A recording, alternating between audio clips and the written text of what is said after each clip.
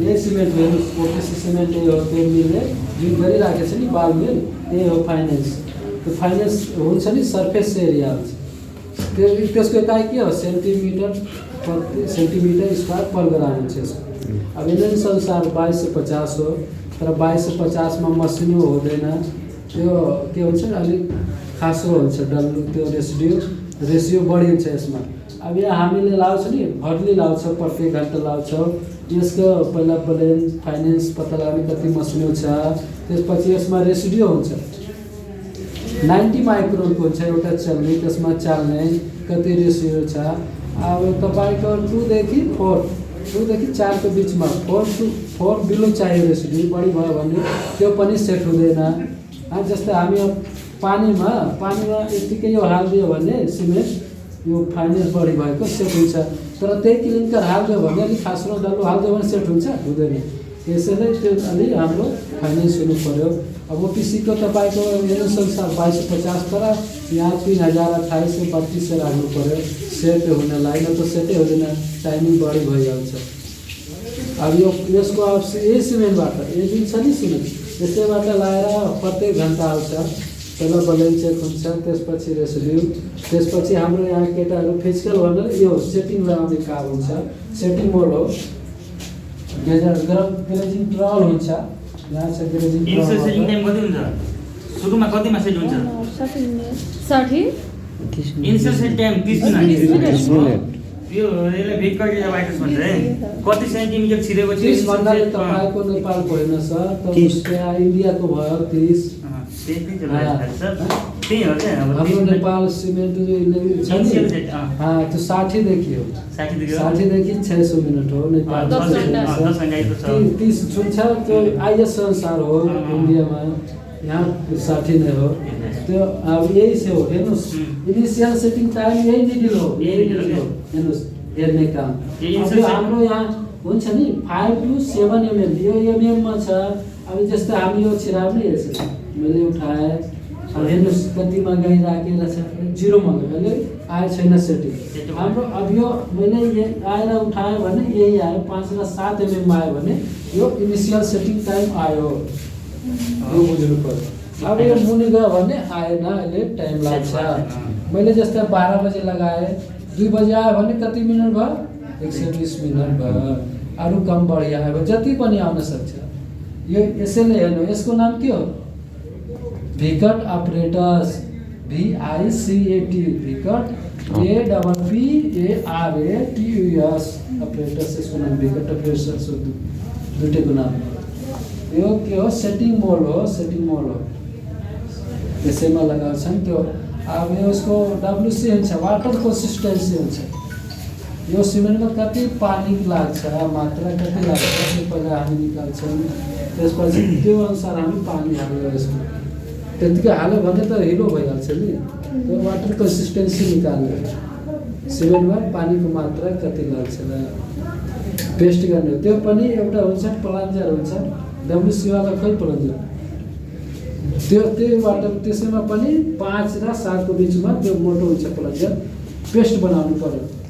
त्यो पेस्ट बनाउनलाई 3 देखि 5 मिनटको बिचमा पेस्ट बनाउनु पर्यो, त्योभन्दा न त कम न त बढी पेस्ट बनाएर त्यस यस्तै हुन्छ, यसैमा हाल्ने हो। त्योदेखि 5 र 7 मिनटमा आउनु पर्यो।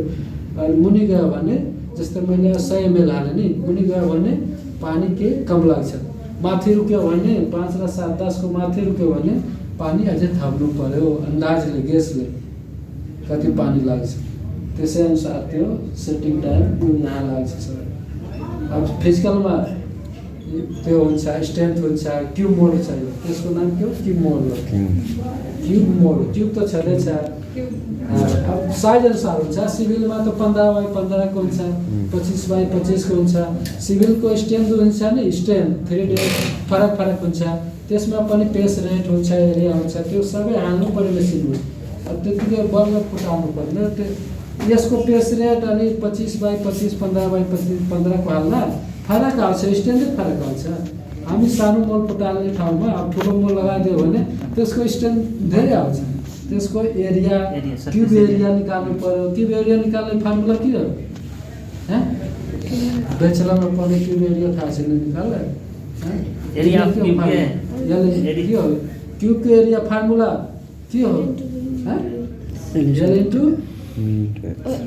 एल स्क्वायर हुन्छ एल इन्टु एल स्क्वायर त एल इन्टु बी भयो L into B length by breadth भयो इन्टु एच अब जस्तो मानौ सिभिलमा 15/15 को हुन्छ 15 के हो सर त्यो सेन्टिमिटर होला नि इन्च होला कि सेन्टिमिटर हाम्रो यो सेन्टिमिटर 7.06 mm को 7/7 को कम्प्लिट हुन्छ यता 15/15 को त्यो कम्प्लिट भइसक्यो मेन भन्न नभए 7/7 भन्छ तर 7.0 सेन्टिमिटर को हुन्छ अब यसको स्क्वायर निकाल्दाखेरि त्यो 49.84 आउँछ तर हाम्रो भन्छ 49.84 अब यसको मेसिन हुन्छ भित्र त्यसको कम्प्रेसिभ लेन्थ ब्रेथ विथ सबै हाल्नु पर्यो एरिया पनि हाल्नु पर्यो पेस रेट यसको कति छ 2.9 छ 15/15 को 5 छ कि कति छ 5 छ सिभिल इन्जिनियरिङमा 5 छ मैले त्यहाँ शुभश्री एग्री छ नि कालाकाटे राप्ती छ नि राप्ती नदीको छेउमा त्यहाँ 6-7 वर्ष काम गरेँ त्यहाँ फुटालिराखेको थिएँ मैले सबै हेरिराखेको थिएँ केमिकल फिजिकल सबै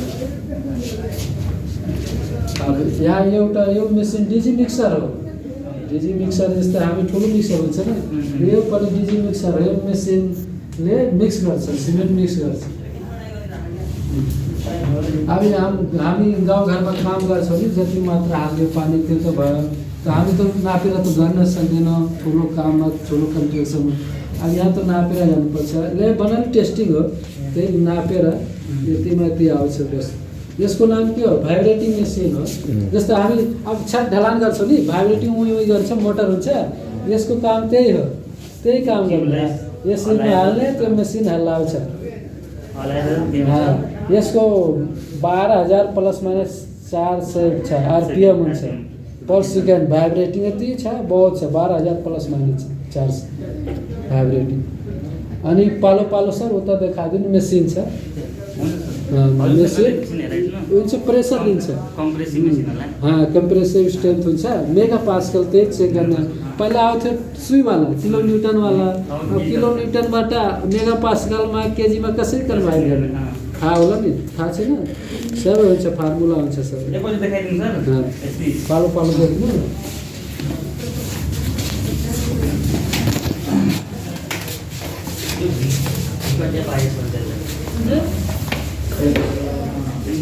यो सिएसटी मेसिन यही हाम्रो सानो मोड भयो सिएसटी मेसिन बुझ्नु सिएसटी कम्प्रेसिभ टेस्टिङ मेसिन यही हो यसमा हाइड्रोलिक प्रेसर छ यसैमा फुटाल्छ यहाँ डिस्प्लेमा देखाउँछ यति किलो न्युटन आयो यति एमपी आयो बालकिशोर ओ बालकिशोर कहाँ गयो त बालकिशोर हाम्रो लाइफ बॉय छैन सर बालकिशोर ए मलाई एकछिन उता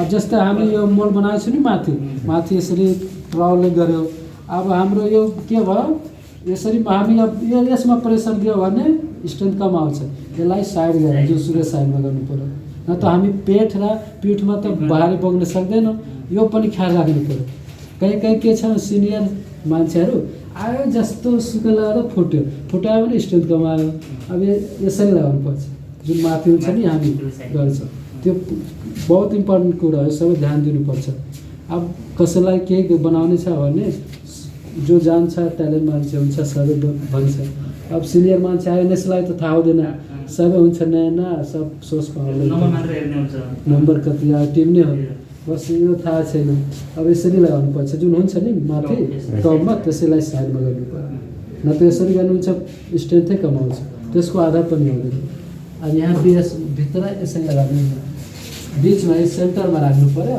सबै पहिला मेसिन चालु गर्नु पर्यो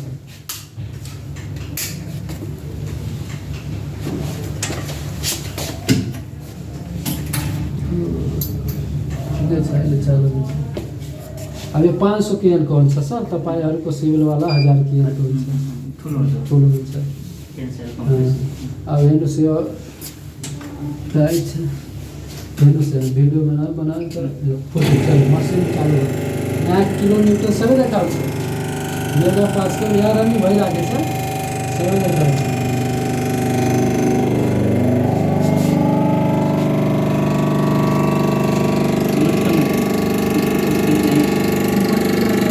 ऑटोमेटिक कौन सा सिस्टम क्या है बता दो।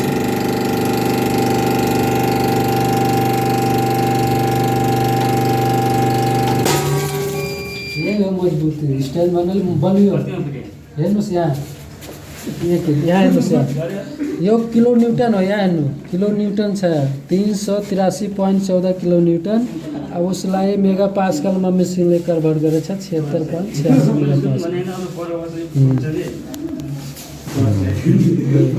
पास्कल।